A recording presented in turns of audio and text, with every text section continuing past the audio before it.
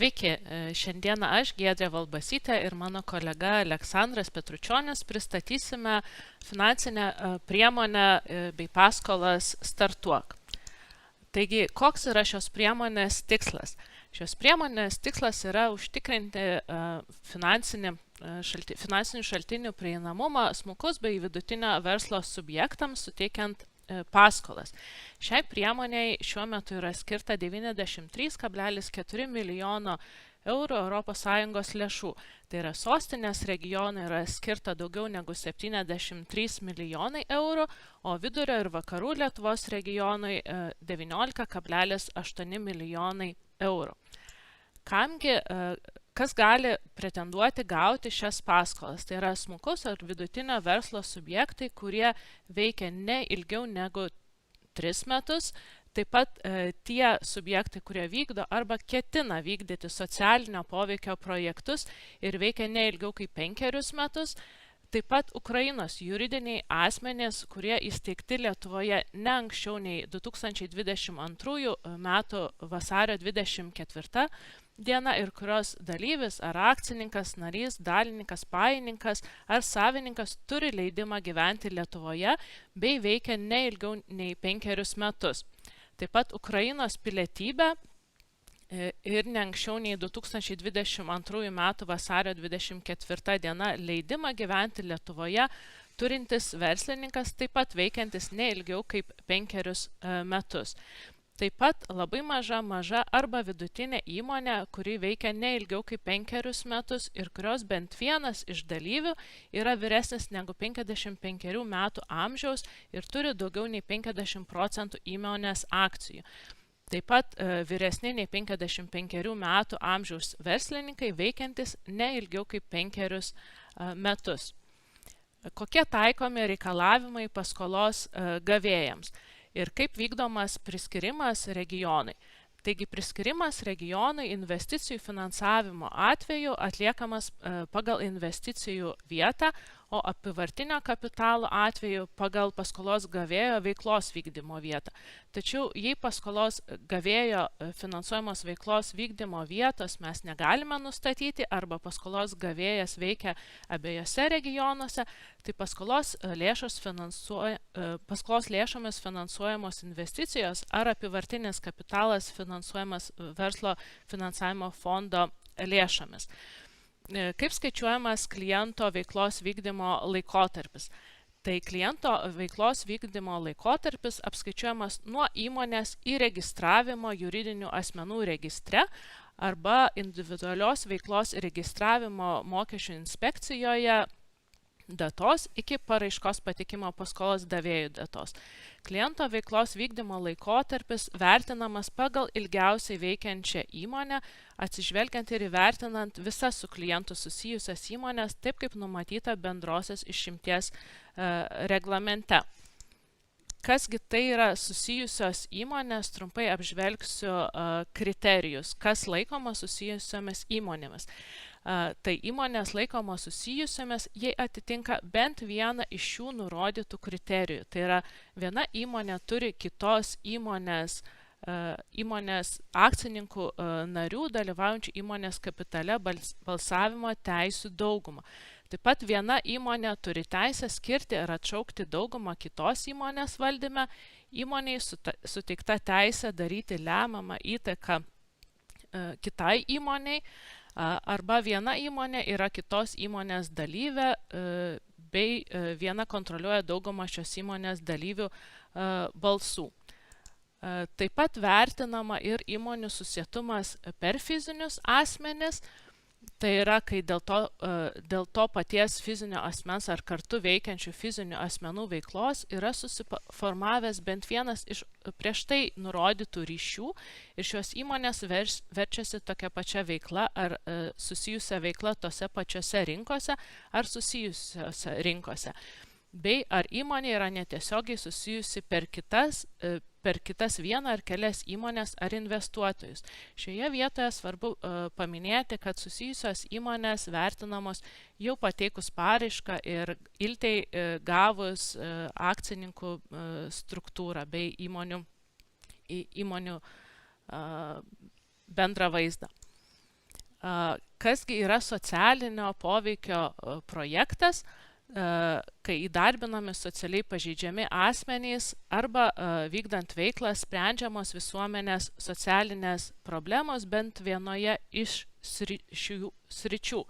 Tai yra biologinės įvairovės ar kraštovaizdžio apsauga, gyvūnų globa, kultūrinė veikla, kultūros paslaugų prieinamumo plėtojimas, visuomenės sveikatinimas, ligų prevencija, žmogaus teisių ir lygių galimybių gynimas ir užtikrinimas, vaikų jaunimo švietimas, ugdymas, asmenų su negale veiklos sąlygų gerinimas ar galimybių naudotis visuomenėje teikiamomis paslaugomis užtikrinimas, taip pat asmenų su negale iš įkalinimo įstaigų grįžusių asmenų, užsieniečių gavusių laikiną apsaugą Lietuvos Respublikoje mokymai ir integracija į darbo rinką.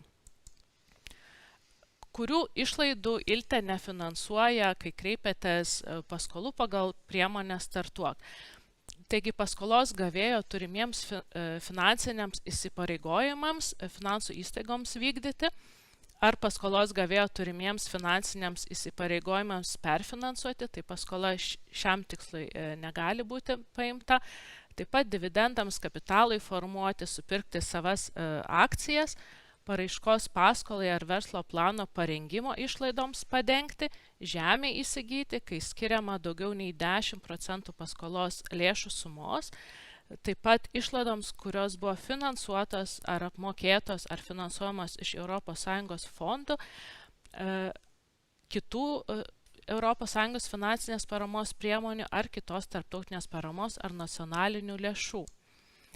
Taip pat nefinansuojame išlaidų nekilnojamam turtui pirkti ir ar statyti, ar investicijoms į nekilnojamo turto būklės pagerinimą, siekiant jį parduoti, nuomoti ar perleisti kitiems asmenims, o nenaudotis savo veikloje. Nekilnojamo turto naudojimu savo veikloje laikoma, kai ne mažiau 60% įsigyjamo, statomo ar kuriam gerinama būklė turto ketinama panaudoti paskolos gavėjo ar su juo susijusių įmonių ekonominiai veiklai vykdyti. Taip pat netinkamos finansuoti išlaidos yra tuomet, kai investicijos jau yra fiziškai pabaigtos arba pilnai įgyvendintos iki sprendimo dėl finansavimo skirimo priėmimo dienos. Taip pat investicijoms išvardintoms nurodyto reglamento 7 straipsnio 1 dalyje, ką mini šio reglamento straipsnio 1 dalis, kad negalimos investicijos susijusios su tabako gamyba, prekyba, taip pat investicijos į oro uostų infrastruktūrą, investicijos susijusios su atliekų šalinimu, taip pat investicijos susijusios su iškastinio kuro gabenimu, transportavimu, deginimu. Taip pat atsiskaitimams su Lietuvos Respublikai priešiškomis šalimis registruotais fiziniais ir juridiniais asmenimis. Taigi šios išvardintos išlaidos nėra tinkamos finansuoti pagal priemonę Startuok. Kokios yra paskolos sąlygos? Tai paskolos gali būti skirtos investicijoms arba apyvartiniam kapitalui. Investicinių paskolų suma gali būti iki 3 milijonų eurų, o apyvartinio kapitalo iki 200 000. Galima dotacija. Dotacija yra iki 20% suteiktos paskolos sumos ir dotacija galima tiek sostinės regionui, tiek vidurio vakarų regionui. Palūkanos yra taikoma kintama metinė palūkanų norma, kurią sudaro palūkanų marža, kuri priklauso nuo paskolos gavėjo kredito rizikos reitingo, paskolos užtikrinimo priemonių dydžio ir likvidumo, bei paskolos grąžinimo termino bei paskolos grąžinimo grafiko, bei taikoma kintama palūkanų normo dalis, tai yra 6 mėnesių Euriboras.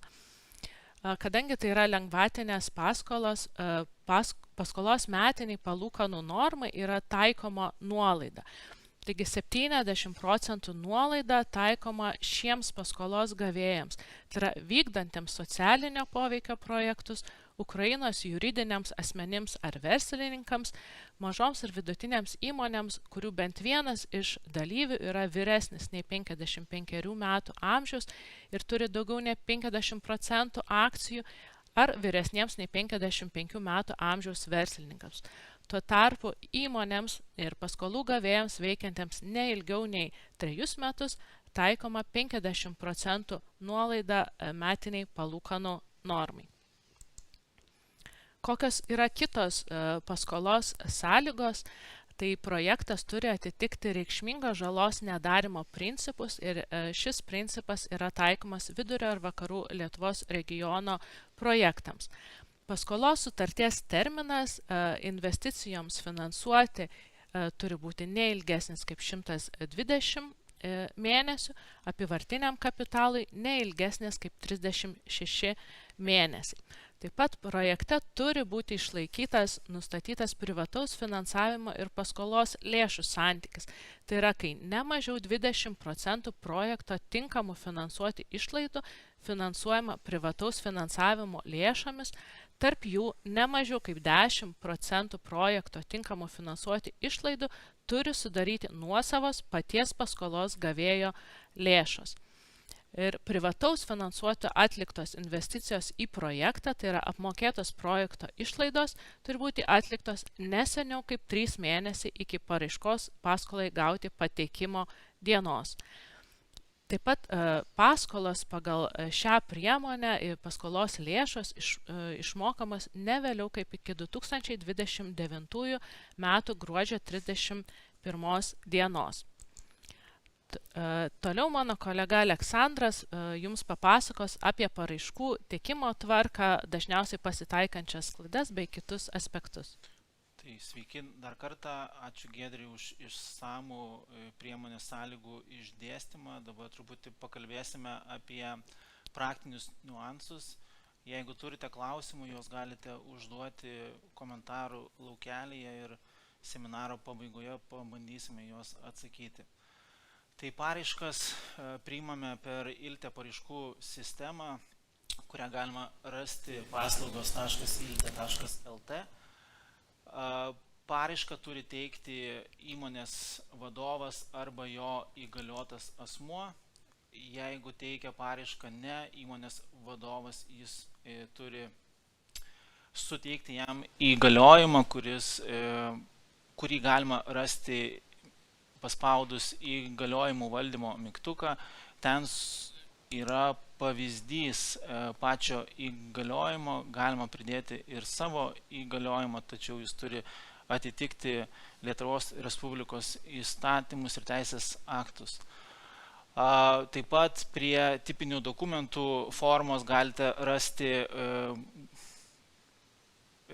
rekomenduojama įgaliojimo forma, standartinės paskolos sutarties forma, laidavimo sutartį ir subordinavimo sutarties pavyzdį, kuriuose galėsite matyti visas standartinės sąlygos, kurios taikomos paskolos gavėjams. Kartu su paraiška reikia pateikti keletą priedų, tai trumpai apie juos. Pirmas priedas yra smulkio ir vidutinio verslo statuso deklaracija. Jisai reikalingas dėl to, kad prieš suteikiant paskolą reikia nustatyti įmonės dydį, kadangi šios priemonės paskolas gali gauti labai mažos ir vidutinės įmonės. Taip pat reikalinga vienos įmonės deklaracija, tačiau jos reikia ne visoms įmonėms, tik toms, kurios yra vidutinės. Kliento pažinimo anketa, taip pat privataus finansuotojo ketinimo dalyvauti projekte finansavimo raštas.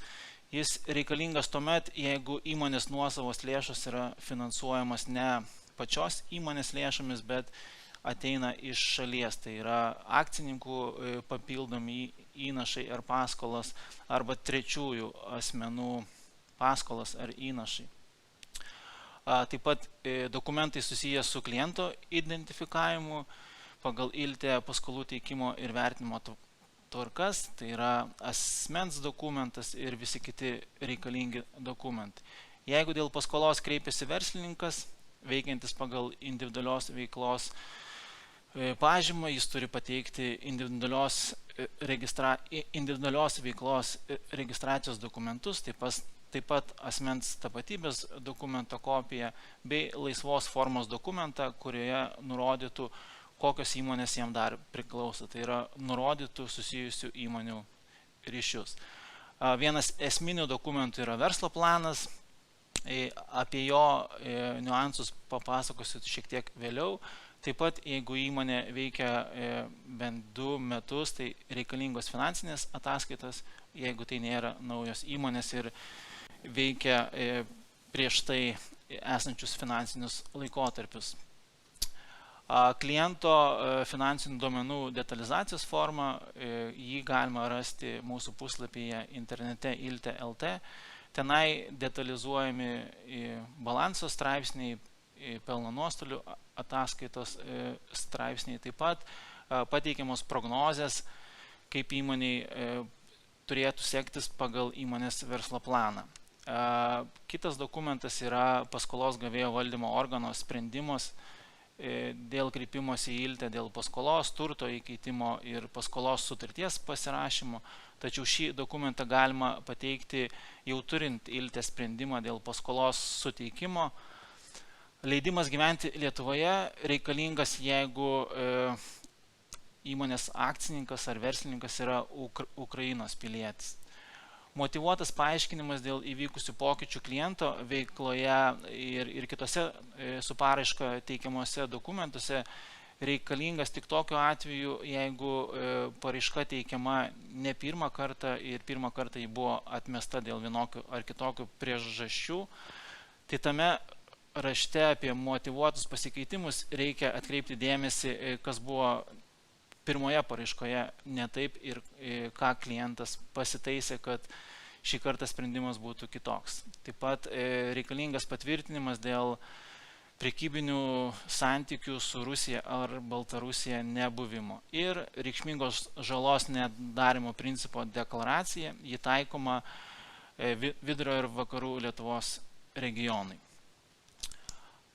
Prieš pradedant dalykinius santykius klientams atliekama atitikties patikra, tai yra nustatoma kliento tapatybė teisės aktų nustatyta tvarka ir identifikavimui klientas privalo pateikti visą reikiamą informaciją bei dokumentus. Paraiška gali būti grąžinama tikslinimui, suteikiant netrumpesnį nei 5 dienų terminą. Ir tokiu atveju per paraiškų sistemą yra išsiunčiami klausimai ir pastebėjimai, ko trūksta. Ir tokiu atveju paraiška yra sustabdoma. Jeigu klientas nespėja per nustatytą terminą pakoreguoti medžiagos ir pateikti papildomų dokumentų, tuomet paraiška gali būti atmetama, tačiau klientas gali kreiptis į iltės atstovą, kuris vertina paraišką ir prašyti pratęsti tą terminą. Išskyrėme keletą pagrindinių priežasčių, dėl ko paraiškos yra atmetamos. Tai yra viena pagrindinių priežasčių, tai klientai kartu su paraiška pamiršta pridėti visus privalomus dokumentus arba papildomą informaciją. Visi privalomi dokumentai yra pateikti www.ilte.lt, taip pat juos apžvelgiame prieš tai buvusioje skaidrėje. Kita priežastis dėl didelio projekto finansavimo rizika, tai yra daugybė aspektų, kurie gali įtakoti šią riziką. Viena iš jų yra nepagrįstos prognozės arba per didelė investicijų kaina, kurių atsiperkamumas kelia pagrįstų abejonių, neaiškios sąsajos su verslo subjektais, neturima patirties versle, kurį norima daryti, taip pat per didelę konkurenciją ir iš pateiktų dokumentų negalime daryti išvados, kad klientas turės kažkokių reikšmingų konkurencinių pranašumų prieš savo būsimus ir galimus konkurentus. Netitinka priemonės aprašymo kriterijų, jie pakankamai aiškus, jų negalime pažeisti ir jeigu įmonė ar paraiška netitinka minimalių kriterijų, kurie yra nurodyti priemonės aprašymų, kaip pavyzdžiui, susijusi įmonė yra senesnė negu 3 metai, netinkamas ekonominės veiklos rūšies kodas, kaip pavyzdys įmonė verčiasi pirminės žemės ūkio veikla, taip pat nekilnojamo turto sektorius. Kita dažnai pasitaikanti priežastis netitikimas reikšmingos žalos nedarimo principui arba nepakankamas nuosavybės rodiklis. Tai tik tai keletas pagrindinių veiksnių, dėl kurių yra atmetamos paraiškos, bet iš esmės kiekviena paraiška turi atitikti minimalius kriterijus, kurie yra numatyti priemonės apraše. Nepagrindžiamas nuosavų lėšų turėjimas, tai dar vienas blokas sąlygų, dėl kurių yra atmetama paraiška, tai kuomet pagal priemonės sąlygas reikia turėti 20% nuosavų lėšų ir klientai nesugeba pagrįsti, iš kur gaus tas lėšas. Tai yra, jeigu įmonė savo balansę jų neturi, kadangi startuok įmonės tik pradedėjusios veiklą, tai natūralu, kad jų nebus. Jos ateina iš šalies, iš kitų asmenų arba pačių verslininkų, tai reikia ne tik pagrįsti jų turėjimą, bet ir pateikti jų kilmę. Tai yra, kartu su paraiška prie papildomos informacijos turite pateikti pajamų mokesčio deklaraciją, dovanojimo ar paveldėjimo sutartis, turto pirkimo pardavimo sutartį, taip pat reikalingas išplėstinis banko sąskaitos išrašas ar paskolos sutartis. Čia keletas pavyzdžių, bet jų gali būti daugiau. Reiktų atkreipti dėmesį, kokiu pagrindu yra gaunamos tos lėšos ir pagal tai grįsti jų kilmę. Arba kliento prašymų yra tiesiog nutraukiamas paraiškos nagrinėjimas ir klientas pats atsiema paraišką. Tai rodo, kad klientai ne visiškai yra pasiruošę paskolos gavimui ar veiklos vykdymui. Tai yra, paprašius pateikti papildomos informacijos ar dokumentų, jie negali atsakyti į visus užduotus klausimus, negali pateikti papildomos informacijos, kuri būtina paraiškos įvertinimui. Kaip ir minėjau prieš tai, vienas pagrindinių dokumentų norint gauti paskolą yra verslo planas, kur reikia sudėti visą struktūrizuotą informaciją, kuri reikalinga suprasti jūsų vykdomo verslo esmę. Svarbu ne verslo plano dydis, storis, bet svarbu medžiagos kokybė, kad ji būtų struktūrizuotai pateikta. Dabar apžvelgsiu keletą aspektų, į ką kreipiam didžiausią dėmesį vertindami paraiškas. Tai yra verslininko ir akcininkų patirtis bei komandos pristatymas. Verslininko patirtis vertinant startuok paskolos suteikimą turbūt yra vienas esminių punktų. Tai yra, ką verslininkas atsineša iš ankstesnių veiklų, mokslų ir panašiai. Tai yra, kuo grindžiama galbūt net verslo idėja ir iš kur yra suinteresuotumas daryti vieną ar kitą veiklą. Taip pat svarbu yra sąsajos su kitomis įmonėmis. Vienas iš aspektų dėl to, kad įsiaiškintume, ar tikrai nėra įmonių, susijusių įmonių senesnių kaip 3 metai. Šiuo atveju pakeitus priemonės aprašo sąlygas vertinam ne tik sąsajas įmonė per įmonę, bet vertinam ir įmonių sąsajas per fizinius asmenius. Taip pat reikia pateikti akcininkų struktūrą ir nurodyti, jeigu yra tokių sandorių tarp susijusių įmonių. Tai yra vertinamas, ar yra ištiestos rankos principas, ar tie verslo kontaktai, verslo ryšiai yra daromi rinkos sąlygomis ir rinkos kainomis. Investicijų vertės pagrįstumas, žiūrim, ar planuojamos daryti investicijos atitinka rinkos kainas, tai reikia pateikti turto vertinimą, statybos ar remonto darbų sąmatą, pateikti komercinius pasiūlymus perkamo turto, įrangos ar kitų įrengimų, nuomos sutartis, jeigu planuojama veiklą vykdyti nuomojamose patalpose. Paslaugų ir produkcijos poreikis rinkoje reikėtų verslo plane atskleisti, ar apskritai yra poreikis planuojamai vykdyti paslaugai ar gaminamam produktui ir kokią pridėtinę vertę sukurs pats klientas. Konkurencinė aplinka, turim įsiaiškinti, ar nauja įmonė turės kažkokį komercinį pranašumą prieš konkurentus ir kodėl būtent jo paslaugą ar prekę turėtų rinktis klientas. Finansuojamo projekto įgyvendinimo etapai, svarbu sužinoti, kuriuo metu bus visas lėšų judėjimas, tiek nuosavų lėšų, kada bus mokamos nuosavos lėšos, kuomet ir kokiais etapais reikės skolintų lėšų. Taip pat labai svarbu atkreipti dėmesį, kad ILTE per Startuok paskolas finansuoja baigtinės investicijas. Tai yra, jeigu mes turime kažkokį projektą, tai turime žinoti iki pat pabaigos, iš kokių lėšų jisai bus finansuojamas. Tai yra, kad išleidus visas lėšas, tai yra tiek nuosavas lėšas, tiek paskolos lėšas, jau projektas turėtų būti įgyvendinamas ir prasidėjusi veikla, iš kurios pajamų klientas galėtų grąžinti paskolą. Prognozių pagristumas, tai yra, ar pateiktos prognozės, tiek pardavimo pajamos, tiek ir sąnaudos savikaina yra paremtos realiomis prielaidomis. Tai yra, grindžiant pardavimo apimtis, būtų gerai turėti preliminarias sutartis su savo būsimaisiais klientais, kontraktus, kažkokius užsakymus, taip pat prekės paslaugos kainos atitikimas rinkoje. Tai yra, kad būtų palyginimas, jeigu, aišku, yra ir tai nėra kažkokia naujovė rinkoje ir yra panašių produktų ar paslaugų, kad palygintumėte su konkurentais jų kainas.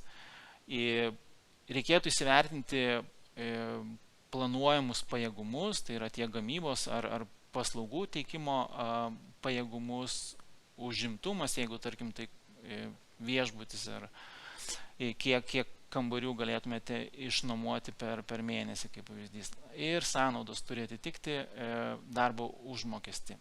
Paskolos ir jos sumos poreikio pagrindimas, tai yra, kam konkrečiai reikalinga paskola, kodėl tokio dydžio paskolos prašote ir kam konkrečiai bus naudojama. Kita nemažiau svarbi dalis, tai yra pirkėjai ir tiekėjai. Reikėtų įsivertinti būsimas atsiskaitimo sąlygas, priklausomybę nuo jų pakeičiamumą, tai yra, ar būtų lengva vieną ar kitą pirkėją ar tiekėją pakeisti kitu.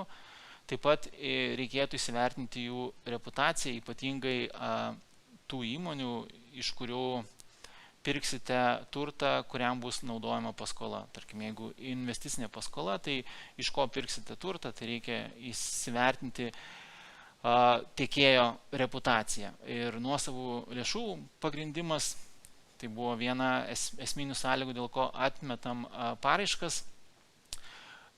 Čia truputėlį plačiau apžvelgti noriu, tai yra, pradžiai reiktų įsivertinti, ar nuosavos lėšos 20% minimalus dalyvavimas bus pačios įmonės ar trečiųjų asmenų ir, kaip ir minėjau prieš tai, privaloma parodyti ne tik, kad įmonė turi tas lėšas, ar gali turėti ateityje, jeigu ILTE priimtų teigiamą sprendimą dėl paskolos suteikimo, bet ir pagrįsti jų kilmę. Tai yra 2-3 metų pajamų mokesčio deklaracija, išplėstinis banko sąskaitos išrašas, kuriame matytume pavedimų į sąskaitą dinamiką, taip pat turto pirkimo pardavimo sutartis, to turto nuosavybės dokumentai, paskolos sutartis. Ypatingai svarbu atskleisti savo sąsają su pinigų skolintoju, nes turbūt nėra taip, kad gatvėje surastas žmogus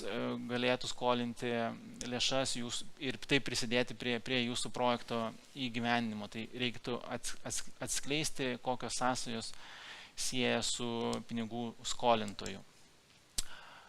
Įvertinus paraišką yra rengiamas siūlymas ILTE kredito komitetui, kuris tvirtina finansavimo sprendimą apie sprendimą dėl paskolos suteikimo ar nesuteikimo.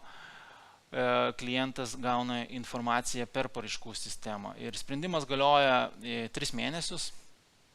Jeigu matot, kad negalit įgyvendyti numatytų sąlygų iki paskolos sutarties pasirašymo, tai sprendimą galima pratęsti dar 3 mėnesiam, tačiau turite atsiųsti prašymą dėl pratęsimo dar galiojant pirminiam sprendimui. Sutarties pasirašymas, tai yra klientui ar jo atstovui sumokėjus sutarties sudarimo mokestį yra pasirašymo paskolos sutartis. Ir visas pasirašymas, kaip ir komunikavimas, vyksta per paraiškų sistemą. Jau pasirašius paskolos sutartį, jos galiojimo metu yra galimybė keisti sąlygas ir mokėjimo grafiką, tačiau kiekvienas toks poreikis ir atvejis yra vertinamas individualiai. Paraiškos yra vertinamas eiliškumo tvarka pagal jų registravimo datą ir laiką iltėje, tai yra pirmiausiai yra vertinamos pirmiausiai gautos paraiškos, vėliau gautos paraiškos. Ir remiantis paraiškų vertinimo instrukcija, gautos paraiškos vertinamos per 30 darbo dienų nuo paraiškos ir visų reikalingų dokumentų pateikimo dienos. Pabaigus įgyvendinti projektą, kaip ir Giedrė minėjo, prie priemonės sąlygų yra galimybė gauti dotaciją, tai yra iki 20% paskolos nurašymą. Projekto įgyvendinimo pabaigą mes laikome paskolos lėšų išmokėjimą ir, tarkim, jeigu tai yra įrangos įsigijimas, tai įrangos nupirkimą ir įvedimą į eksploataciją, jeigu tai, kaip pavyzdys, yra kažkokių patalpų įrengimas, tai statybos ir remonto darbų užbaigimo aktas. Tai norint gauti dotaciją ir nurašyti iki 20% paskolos sumos, reikia atsiųsti laisvos formos prašymą ir projektų įgyvendinimo ataskaitą. Tikiu, kad klausimų daug, jų yra neatsakytų, tai Ilte tikrai kviečia konsultuotis, bendraujam su klientais įvairiausiais kanalais, tai yra bendruoju telefonu galima paskambinti, taip pat užsiregistruoti į planinės konsultacijas telefonu, kur konsultuoja call centro kolegos, taip pat užpildyti formą internete su konkrečiu klausimu, ir radus atsakymą jis bus pateiktas tomis pačiomis priemonėmis. Ir plečiame gyvų susitikimų ir online konsultacijų tinklą. Gyvi susitikimai vyksta Vilniuje, Kaune, Klaipėdoje ir Šiauliuose. Turime pasiskyrę laikus kitose miestuose, galima juos laisvus laikus konsultacijai galima surasti www.iltekonsultuoja.lt. Ten pasirinkus jūsų miestą ar tą miestą, kuris jums arčiausiai, galite užsiregistruoti ir atvykti jums tinkamu laiku. Taip pat Vilniuje turime pasiskyrę konsultavimo laikus antradienį, trečiadienį, ketvirtadienį. Tai jeigu yra poreikis, kviečiam registruotis ir susitikti su Ilte kolegomis, kurie detaliau paaiškintų, ko konkrečiai reiktų jūsų įmonei, norint pasinaudoti Startuok paskolą. Visą informaciją tiek apie Startuok priemonės, tiek ir apie kitas Ilte, tiek tiesioginės, tiek netiesioginės priemonės galite rasti mūsų puslapyje internete www.ilte.lt. Taip pat kviečiam prenumeruoti mūsų naujienlaiškį, kur reguliariai gausite naujienas tiek apie Ilte, tiek ir apie jos finansinės priemonės. Tai tiek, ačiū uždėmesi, nežinau, ar turim klausimų, jeigu turim, tai mielai pasistengsime juos atsakyti. Kaip vertinamas pareiškėjas, jeigu pareiškėjas yra dviejų mažųjų bendrijų steigėjas ir senesnės mažosios bendrijos vykdo skirtingas veiklas? Tai čia turbūt susijęs klausimas su susijusiu įmonių sąlyga, kuri yra priemonėje Startuok. Tai būtų vertinama individualiai pateikus paraišką, tas įmonių susietumas, tiek kiek matau iš klausimo, jei senesnė Turbūt 3 metai bus vykdo, senesnė, taip, tai iš esmės turbūt jeigu būtų tas pats direktorius abiejų mažųjų bendrijų, vadovas būtų mažųjų bendrijų tas pats, tai turbūt netitiktų sąlygų ir būtų traktuojamos įmonės kaip susijusios. Bet turbūt įvertinti detaliau reiktų pasižiūrėti visą struktūrą ir tas veiklas, nors kartais atrodo, kad klientai sako, kad skirtingos veiklos, bet kaip pasinagrinėjai detaliau, tos veiklos būna panašios. Kokie reikalavimai investicijų finansavimo atveju dėl projekto eigos progreso raportavimo ILTAI? Kokia apimtis? Tai yra projekto balansas, įsipareigojimai ir koks dažnis? Tiesą pasakęs, nelabai suprantu klausimo,